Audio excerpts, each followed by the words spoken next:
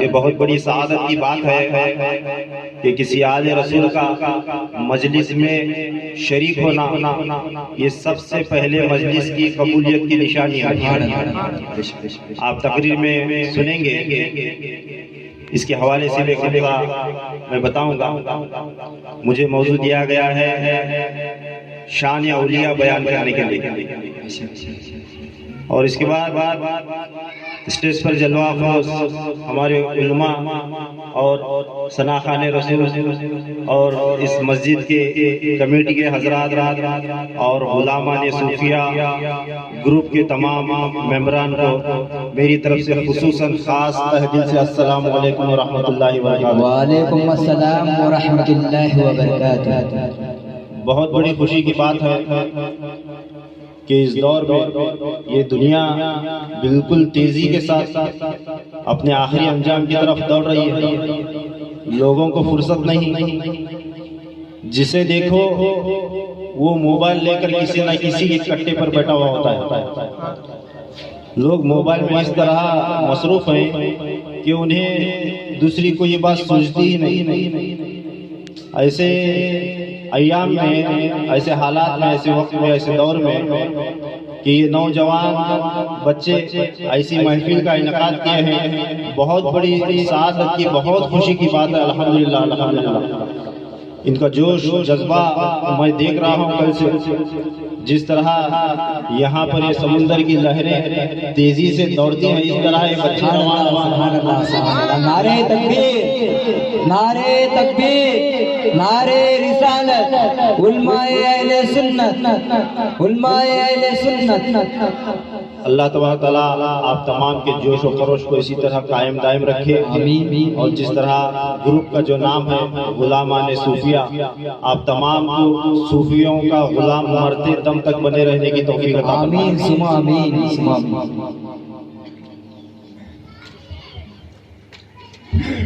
میں بغیر وقت ضائع کے تقریر شروع کرنا چاہوں گا۔ قرآن پاک کی 11ویں پارے کی سورہ یونس کی آیت نمبر 62، آیت نمبر 62 کی میں نے تلاوت کی ہے، جس میں اللہ تبارک تعالیٰ ارشاد فرماتا ہے: الا ان اولیاء اللہ لا خوف علیہم ولا هم یحزنون۔ اللہ تبارک تعالیٰ نے آیت کریمہ کو اس انداز سے بیان فرمایا ہے کہ بہت غور سے سوچنے کی بات۔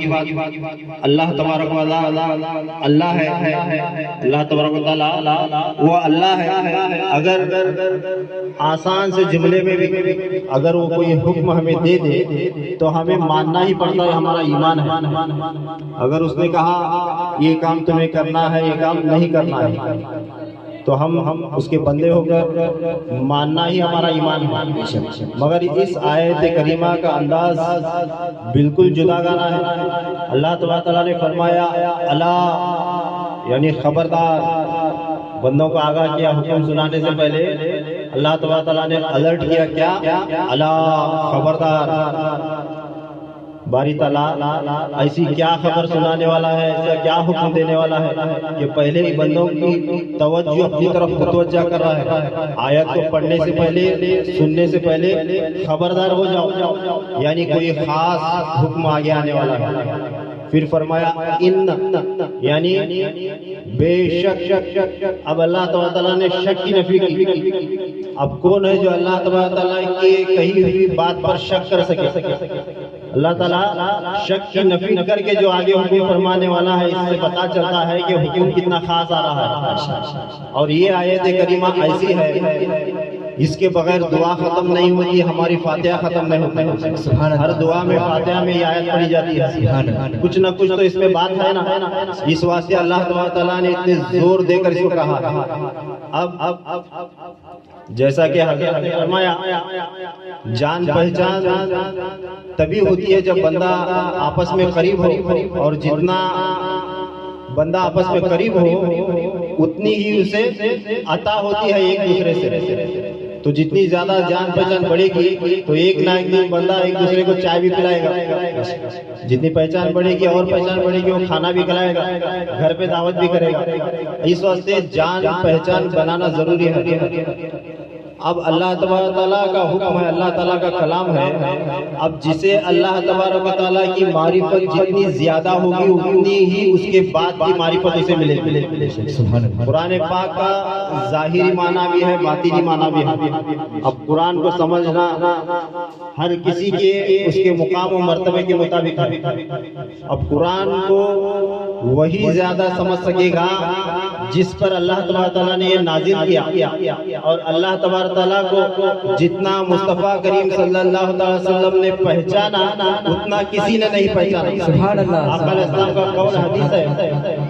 اور اللہ تبارک و تعالیٰ کی بات وہی سمجھے گا. اللہ تعالیٰ کی کامل معرفت اسی کو ہوگی جسے اس نے دیکھا ہو، جسے اس نے دیکھا ہو. اس واسطے اس آیت کریمہ کی تشریح، اس کا معنی میں حضور صلی اللہ علیہ وآلہ وسلم کے حدیث مبارکہ سے آپ کو سنانا چاہوں گا. اس میں اپنی طرف سے تشریح کرنے کی یا کسی عالم کا حوالہ دینے کی ضرورت ہے. آیت کریمہ میں نے تلاوت کی برکت کے لیے اب اس کی تشریح میں حضور صلی اللہ علیہ وآلہ وسلم کی بیان کردہ ایک حدیث صرف ایک ہے مگر طویل ہے. غور سے سنیں اور اسے سمجھنے کی کوشش کریں. جہاں بھی جو نقطہ آئے گا اس کی تھوڑی سی وضاحت کرنے کی میں کوشش کروں گا. اللہ تبارک تعالیٰ ہمیں اسے سمجھنے کی توفیق نصیب فرمائے.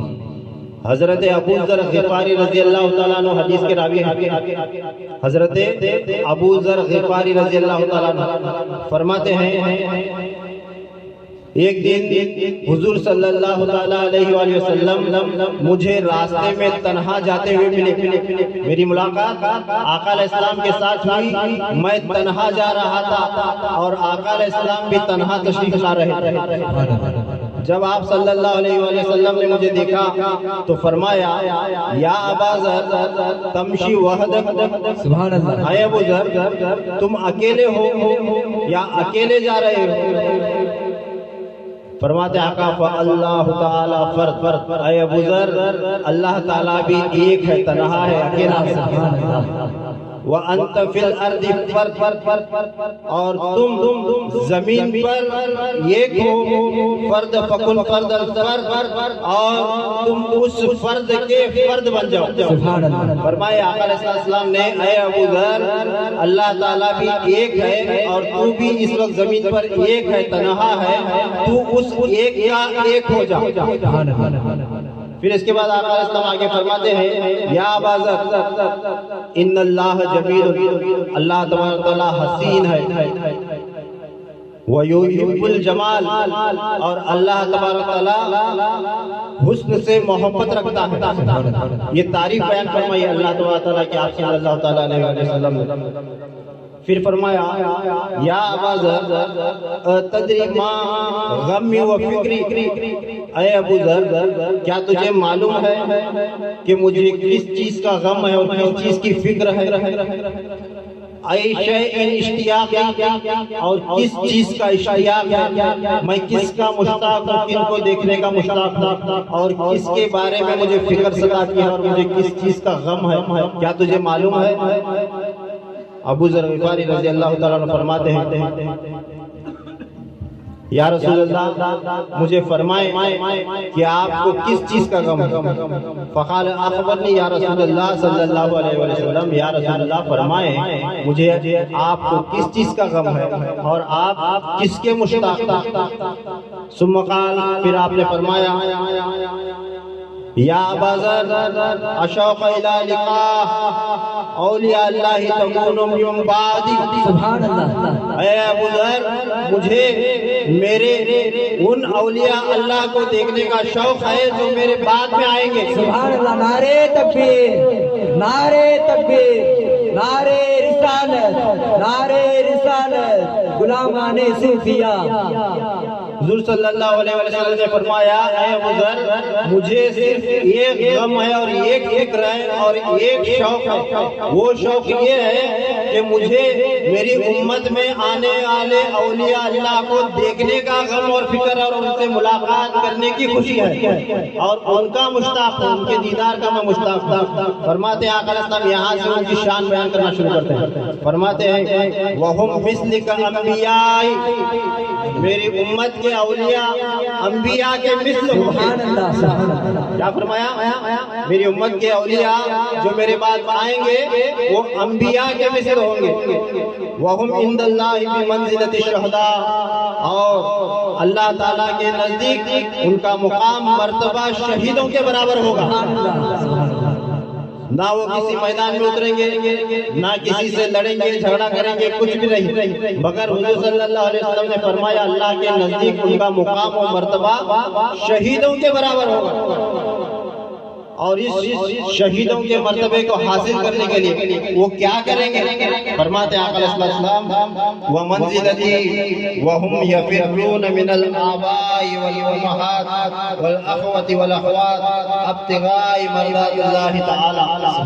آقا نے فرمایا کہ اے ابو ذر وہ اولیاء اللہ تعالیٰ کو راضی کرنے کے واسطے اپنے ماں باپ، اپنے بھائی بہن، ہر رشتے سے بے تعلق اختیار کر کے صرف اور صرف اللہ کی راہ میں نکل پڑے گا۔ اللہ کو راضی کرنے کے لیے انہیں یہ فکر نہ ہوگی کہ میں میرا گھر سنبھال کر بیٹھوں، اپنے بیوی بچے کو پالتے پالتے زندگی ختم کر ڈالوں، اپنے بھائی بہنوں کو پالتے پالتے ان کی دیکھ بھال کرتے کرتے میں اپنی زندگی بتا دوں اور اچانک موت آئے گی اور اٹھا کر لے جائے گی، وہ یہ فکر میں نہیں رہیں گے۔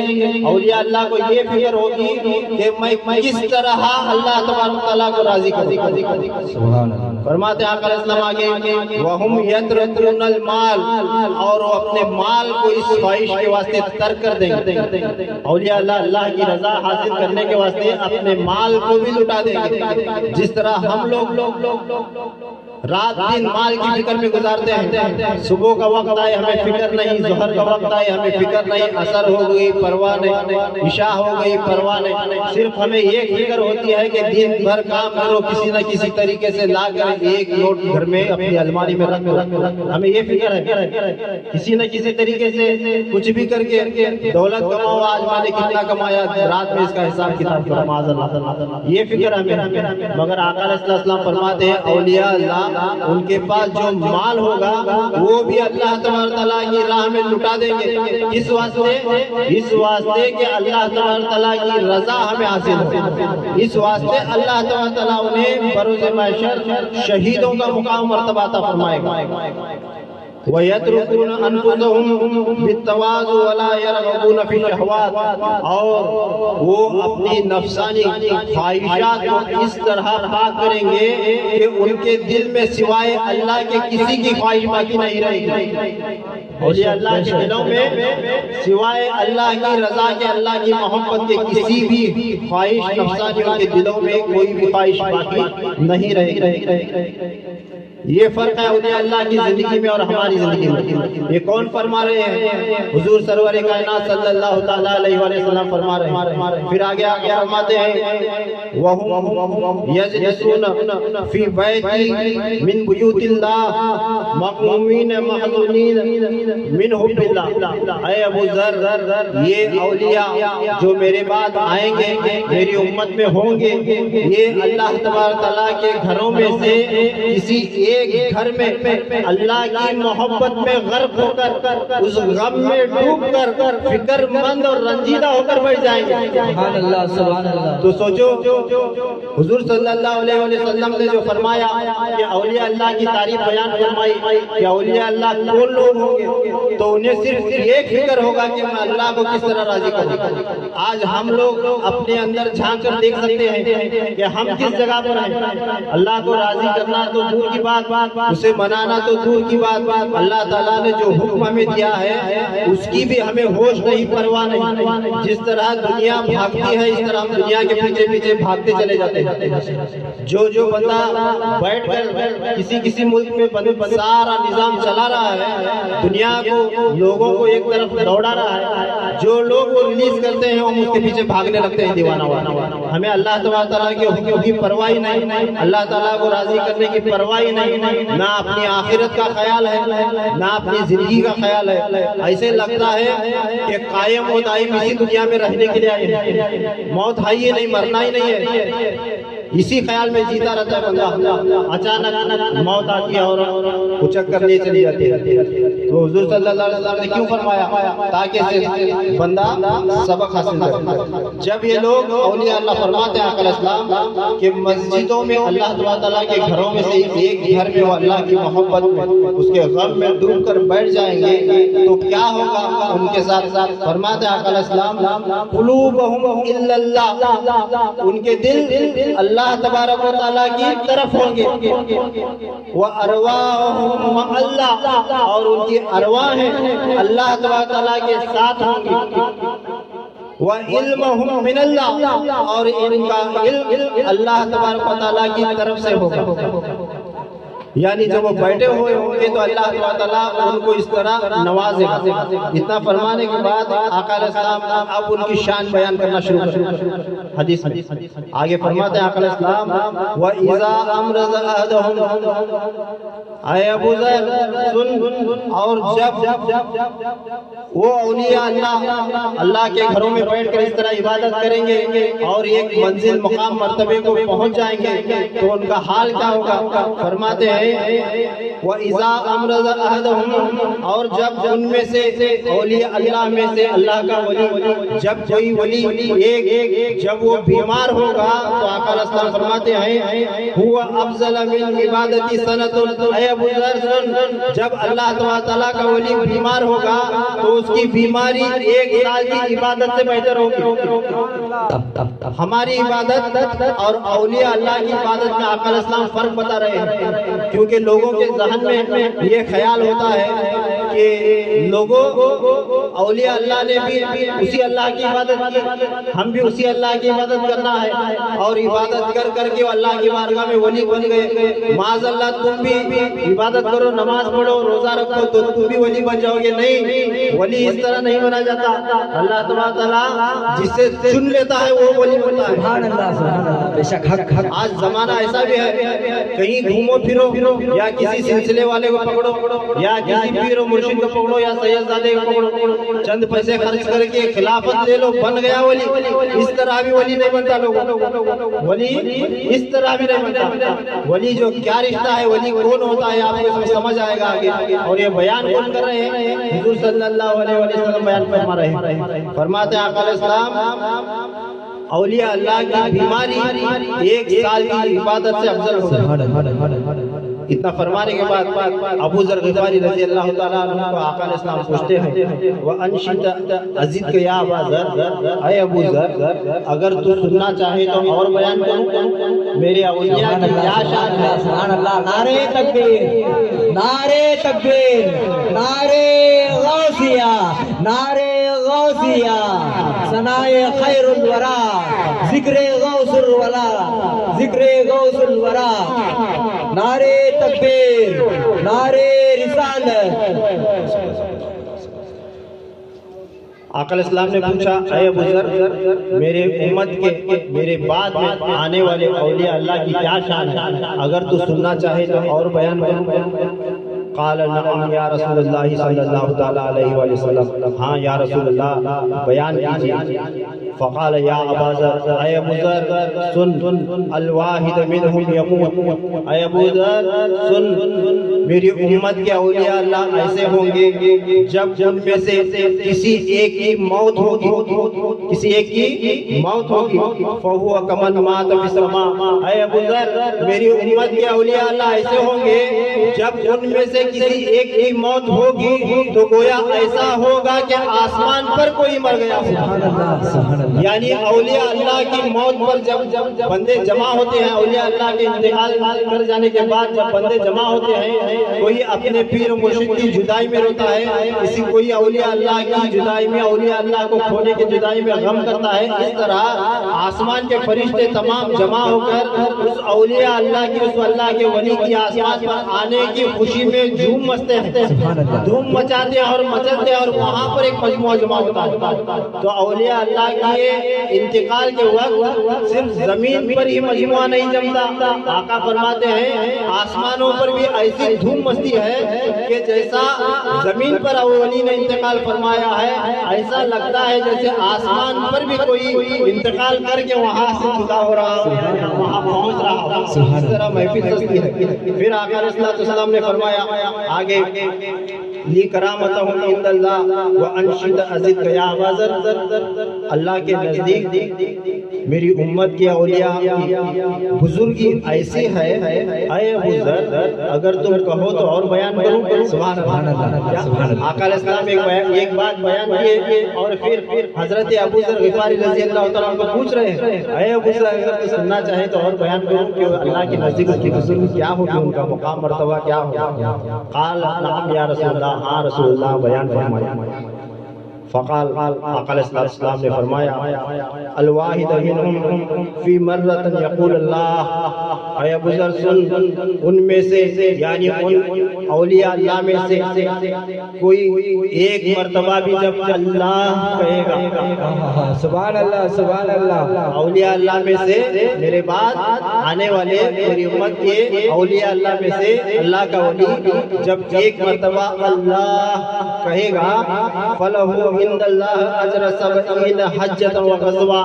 اے ابو ذر سن، اللہ کا ولی جب ایک مرتبہ اللہ کہے گا تو اللہ تبارک تعالیٰ اس کو 70 حج اور 70 غزوات کا ثواب عطا فرمائے گا. سبحان اللہ سبحان اللہ. نعرہ تکبیر، نعرہ رسالت.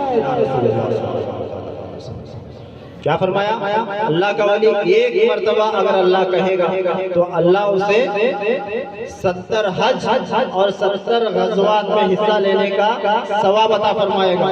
پھر آقا فرماتے ہیں اس کے علاوہ وَكَانَ لَهُ أَجْرًا أَتَقَ 40 رَقَبَةً. اے ابو ذر سن، ان اولیاء اللہ کو اللہ تبارک تعالیٰ ایک بار اللہ کہنے کی برکت سے 40 غلاموں کو آزاد کرنے کا ثواب عطا فرمائے. پھر فرمایا آقا علیہ السلام نے اے ابو ذر سن، من ولد اسماعیل علیہ السلام 40 غلاموں کو آزاد کرنے کا ثواب اللہ تعالیٰ اللہ کے ولی کو ایک مرتبہ اللہ کہنے پر عطا کرے گا، 40 غلام آزاد کرنے کا ثواب. اور فرماتے ہیں آقا غلام بھی وہ جو اولاد اسماعیل علیہ السلام سے ہو. سبحان اللہ سبحان اللہ. بے شک بے شک. اب یہاں پر غور کرنے کی بات ہے. فرمایا آقا نے غلام 40 غلام آزاد کرنے کا ثواب ملے گا، اور غلام بھی وہ جو اسماعیل علیہ السلام کے اولاد میں سے. یہ کیوں فرمایا اسماعیل علیہ السلام کے اولاد میں سے؟ کیونکہ غور کریں سنیں کہ حضور صلی اللہ تعالیٰ علیہ وسلم کس کی اولاد میں سے؟ سبحان اللہ. آقا علیہ السلام سبحان اللہ. کس کی اولاد میں سے؟ حضور صلی اللہ تعالیٰ علیہ وسلم حضرت اسماعیل علیہ السلام کے اولاد میں سے. یعنی آقا فرما رہے ہیں کہ اولیاء اللہ کو ایک بار اللہ کہنے سے 40 غلام آزاد کرنے کا اللہ ثواب عطا فرمائے گا. وہ غلام ہمارے آبا و اجداد میں سے ہوں گے. سبحان اللہ. نعرہ تکبیر، نعرہ تکبیر، نعرہ رسالت، نعرہ رسالت، نعرہ رسالت. اب وہ غلام کیسے ہوں گے؟ آگے جملے میں فرماتے ہیں آقا علیہ السلام غلام کیسے ہوں گے؟ فرماتے ہیں من ولد اسماعیل علیہ السلام، وہ غلام اسماعیل علیہ السلام کے اولاد میں سے ہوں گے. کل واحد منہم بأسن 10 الف، یعنی وہ غلام ایسے ہوں گے ان میں سے ہر ایک غلام کا مرتبہ 12,000 لوگوں کے برابر ہوگا. کیسا ہوگا؟ 12,000 لوگوں کے برابر ایک غلام کا مرتبہ ہوگا. کیونکہ وہ غلام کوئی عام غلام نہیں ہو، اولاد اسماعیل علیہ السلام سے ہوگا. نعرہ تکبیر. وہ गुलाम भाई औलाद इस्माइल अलैहिस्सलाम से होगा, यानी आप सल्लल्लाहु अलैहि वसल्लम के आबा व अजदाद में से होगा। इस वजह से फरमाया आम आदमी 12,000 का मजमुआ एक तरफ रख लो और औलाद इस्माइल में से एक तनहा आदमी एक तरफ रख लो। इससे आपको पता चलता है कि आले रसूल का मुकाम मर्तबा क्या है। औलाद इस्माइल का मकाम बताया आका ने, मेरी औलाद नहीं कहा। आप गौर करें, मेरी औलाद भी कह सकते थे, यानी जिक्र हो रहा है मेरे बाद आने वाले उम्मत, मेरी उम्मत में औलिया जो आएंगे उनका जिक्र हो रहा है। आका फरमा सकते थे ना मेरी औलाद, मेरी औलाद नहीं कहा, ये इस्माइल अलैहिस्सलाम की औलाद कहा, क्योंकि इस्माइल अलैहिस्सलाम के औलाद का मर्तबा वो है एक फर्द का 12,000 लोगों के बराबर है। और जो आका अलैहिस्सलाम की औलाद होगी, हसनी हुसैनी सादात जो होंगे, उनका मुकाम मर्तबा ये है कि उसकी कोई हद ही नहीं लगा, नारे तकबीर, उसकी हद लगा ही नहीं सकता, उसकी हद कोई लगा ही नहीं सकता। इस वास्ते आले रसूल को मस्जिद में बुलाया जाता है। अब आपके सामने जो बैठे हैं ये माबरी हुसैनी रहमतुल्लाह अलैह, हजरत सैयदना माबरी हुसैनी खंडायत रहमतुल्लाह अलैह वो बुजुर्ग हैं जो हसनी हुसैनी सादात हैं और इमाम हुसैन अलैहिस्सलाम की औलाद में से हैं। इनके जद आला इमाम हुसैन अलैहिस्सलाम की औलाद में से हैं। कर्नाटक को दक्कन में निजामुद्दीन औलिया रहमतुल्लाह अलैह ने अपने खुलफाओं को भेजा था, 4 खुलफाओं के पास। वो 4 खलीफा हजरत निजामुद्दीन औलिया रहमतुल्लाह अलैह के जो इस्लाम का पैगाम लेकर कर्नाटक में पहुंचे जगह जगह, तो उनमें से इनके जद हजरत माबरी हुसैनी रहमतुल्लाह अलैह औलाद इमाम हुसैन अलैहिस्सलाम, वो उन्होंने कर्नाटक में इस्लाम पहुंचाया। आज हम जो कर्नाटक के मुसलमान अपने मुसलमान होने पर अल्लाह का शुक्र अदा करते हैं, तो वो सदका है इनके आबा व अजदाद। नारे तकबीर, नारे रिसालत। इस वास्ते मैंने कहा कि आले रसूल को बुलाना बिठाना ये मजलिस के कबूलियत की पहली निशानी है। अल्लाह तआला इनके वजूद को देखकर हमारी ऐसी महफिलों को कबूल फरमाता।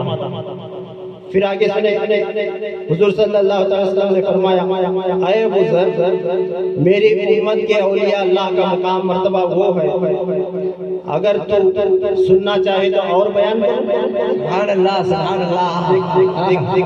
एक जुमला फरमाते हैं आका अलैहिस्सलाम, एक मौजू बयान फरमाते हैं, फिर पूछते हैं हजरत अबू ज़र ग़िफ़ारी रज़ियल्लाहु तआला। क्यों पूछते हैं पता है कि आका अलैहिस्सलाम देख रहे हैं कि कहीं इसे कोई शक व शुबा तो नहीं है, जो बात मैं कर रहा हूँ ये मान रहा है नहीं, हजम हो रही है या नहीं। क्यों पूछेंगे? वो सहाबी रसूल थे सल्लल्लाहु तआला अलैहि वसल्लम, सहाबी रसूल थे। और अल्लाह तआला ने क्या फरमाया है करीमा में क्या फरमाया? खबरदार, खबरदार, बेशक शक नहीं करना, मेरी उम्मत के औलिया अल्लाह को ना कुछ खौफ है, ना गम है, ना वो रंजीदा होंगे। नारे तकबीर, नारे रिसालत, नारे रिसालत, नारे तकबीर। जिक्रे गौसुल वरा, जिक्रे गौसुल वरा, गुलामाने सूफिया, गुलामाने सूफिया, उलमाए अहले सुन्नत। आप सल्लल्लाहु अलैहि वसल्लम ने फरमाया आगे, ऐ अबू ज़र सुन, क़ाल अल वाहिद मिनहुम युसल्ली रकअतैन। ऐ अबू ज़र सुन, मेरी उम्मत के औलिया ऐसे होंगे उनमें से जब कोई 2 रकात नमाज अदा करेगा, अल वाहिद मिनहुम युसल्ली रकअतैन। ऐ अबू ज़र, मेरी उम्मत का वली जब 2 रकात नमाज अदा करेगा, अफजल इंदल्लाहि मिन रजल, वो उस शख्स से अफजल होगा या अब्दुल्लाह फी जबल लुबनान मिस्ल उमर नूह अलैहिस्सलाम अल्फी सनतन। ऐ अबू ज़र सुन, मेरी उम्मत के औलिया ऐसे होंगे जब वो वली 2 रकात नमाज अदा करेगा तो अल्लाह तबारक तआला उन्हें कोहे लुबनान पर हजरत नूह अलैहिस्सलाम की उम्र के मिस्ल 1000 साल इबादत करने का अजर अता फरमाएगा। सुभान अल्लाह, सुभान अल्लाह। ہم بھی نماز پڑھتے ہیں، اگر ہم 2 رکعت نماز پڑھے تو کتنا ثواب، اگر ہم 2 رکعت نماز پڑھیں گے تو کتنا ثواب، قبول ہوئی تو ثواب، نہیں تو وہ بھی گیا، قبول ہوئی تو ثواب، نہیں تو وہ بھی گیا۔ مگر اولیاء اللہ 2 رکعت نماز پڑھے تو انہیں کیا ملے گا؟ حضرت نوح علیہ السلام کی عمر کے 1000 سال کوہ لبنان کی پہاڑی پر عبادت کرنے کا ثواب اللہ تعالیٰ اپنے ولی کو 2 رکعت نماز کے بدلے میں عطا فرمائے گا۔ اب بولو اولیاء اللہ کی نماز بھی ویسی ہے، ہماری نماز بھی ویسی ہے۔ سبحان اللہ سبحان اللہ، نعرہ تکبیر، نعرہ رسالت، غلامان صوفیاء، غلامان صوفیاء، جشن غوث الورا، جشن غوث الورا، نعرہ تکبیر، نعرہ رسالت۔ پھر آپ صلی اللہ علیہ وسلم نے پوچھا، اے ابو ذر تو اور سننا چاہے تو اور بیان کرو۔ دیکھیے آغاز اپنی امت کے اولیاء کا ذکر ایسے فرما رہے ہیں کہ حضرت ابو ذر غفاری رضی اللہ تعالیٰ عنہ کو گھول گھول کر تھوڑا تھوڑا پلا رہے ہیں، تھوڑا پلا رہے ہیں۔ پھر آپ نے فرمایا یا رسول اللہ بیان کیجیے۔ فرماتے ہیں آقا اسلام، قال الواحد منہم یصبح، اے ابو ذر ان میں سے جب کوئی ایک مرتبہ تسبیح کرے گا، ان میں سے جب کوئی تسبیح کرے گا، تسبیحہ خیر لہ یوم القیامہ من ان تسیر معہ الجبال الذھبا۔ فرماتے ہیں آپ صلی اللہ علیہ وسلم نے فرمایا جب وہ ولی ایک مرتبہ تسبیح کرے گا تو اللہ تعالیٰ اس کی تسبیح کے لیے قیامت کے دن اس سے بہتر ہے کہ اس کے ساتھ سونے کا پہاڑ چلے، اس سے بھی زیادہ اسے اجر سبحان اللہ سبحان اللہ، نعرہ تکبیر۔ ایک تسبیح کرنے کے بدلے میں اولیاء اللہ کو ایک سونے کا پہاڑ اس کے ساتھ چلنے والا ایسا اجر عطا کرنے سے زیادہ، اس سے بڑھ کر کہیں زیادہ اجر و ثواب اللہ تعالیٰ اپنے اولیاء کو عطا فرمائے گا۔ پھر آپ صلی اللہ علیہ وسلم نے فرمایا اے ابو ذر کہو تو اور بیان کرو، اگر تو سننا چاہتا ہے تو اور بیان کرو۔ اب اتنا کچھ آپ صلی اللہ علیہ وسلم نے اس حدیث کی مبارکہ میں اولیاء اللہ کی شان بیان فرمائی، انہیں ملنے والا اجر و ثواب بیان فرمایا۔ اب آگے یہاں سے مضمون تبدیل ہو رہا ہے، حدیث وہی ہے، اب یہاں سے کیا مضمون ہے؟ اب یہاں سے آپ لوگ اولیاء اللہ کی زیارت کرتے ہیں، گوا کی سرزمین پر کئی علماء آتے ہیں، مشائخ آتے ہیں، جو ہی سنا بھاگ کر چلے جاتے ہیں، جیسے آج نہ دھوپ نہ چھاؤں نہ ٹھنڈ نہ گرمی، جو بھی موسم ہو آپ جا کر بیٹھتے ہیں اور سنتے ہیں۔ ماشاءاللہ الحمدللہ، جہاں بھی جو بھی بزرگ ہے جانا چاہیے، سننا چاہیے، ایسی مجلسوں میں شریک ہونا چاہیے۔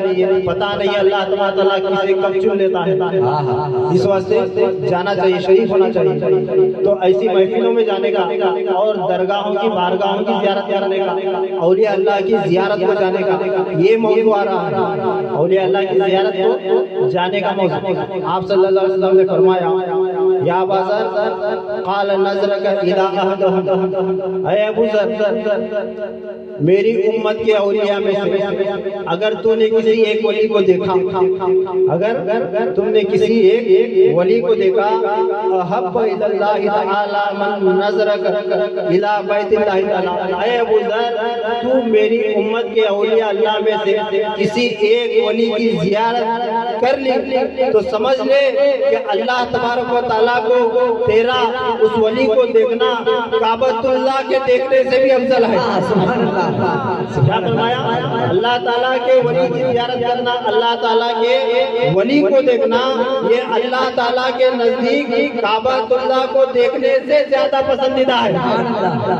اب کسی کے سمجھ میں نہ آئے تو یہ حدیث مصطفیٰ صلی اللہ علیہ وسلم، یہ حدیث پاک میں اپنی مرضی سے نہیں بیان کیا، چاہے تو میں جو بیان کرنا ہے وہ بیان کر کے گزر جاتا تھا. اس واسطے میں حدیث کا متن پڑھ کر سنا رہا ہوں. حدیث کا متن عربی الفاظ اس واسطے پڑھ رہا ہوں تاکہ کسی کو شک و شبہ نہ ہو.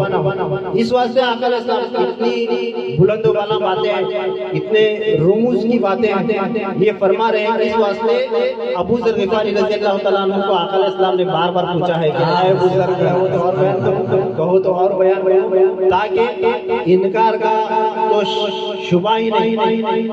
حضرت ابو ذر ہضم کر رہے ہیں یا نہیں؟ یا رسول اللہ وہ کیسے؟ اگر یہ پوچھ لیا ہوتا تو ہمیں آگے کی باتیں نہیں ملتی.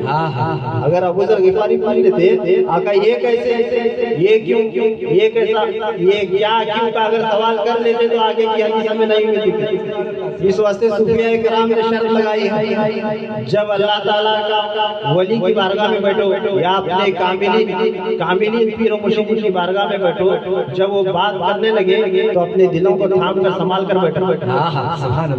پتہ نہیں کب کی زبان سے کیا نکل جائے. پھر سنے آگے آپ صلی اللہ علیہ وسلم نے فرمایا مزارات کی, اولیاء اللہ کی زیارت کرنے والوں کے لیے خاص آپ صلی اللہ علیہ وسلم کا پیغام سمجھ کر سنے.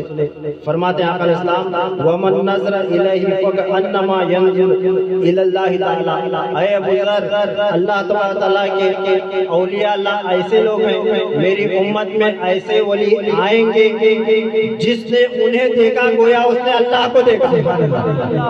جس نے اللہ کے ولی کو دیکھا گویا اس نے اللہ کو دیکھا, کیونکہ اللہ تعالیٰ نے قرآن پاک میں فرمایا ہے وَنَحْنُ أَقْرَبُ إِلَيْهِ مِنْ حَبْلِ الْوَرِيدِ.